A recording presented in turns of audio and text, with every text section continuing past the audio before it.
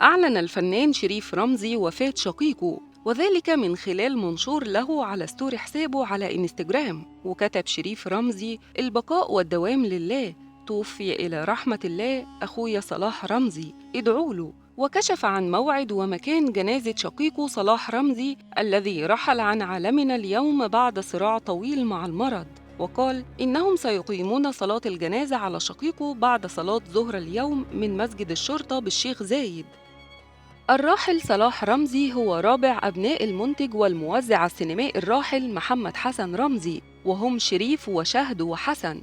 عمته الفنانة هدى رمزي. وفي نوفمبر 2021 كان الراحل وراء تصدر عمته قوائم ترند مواقع التواصل، إذ ظهرت في حفل عقد قرانه بدون حجاب.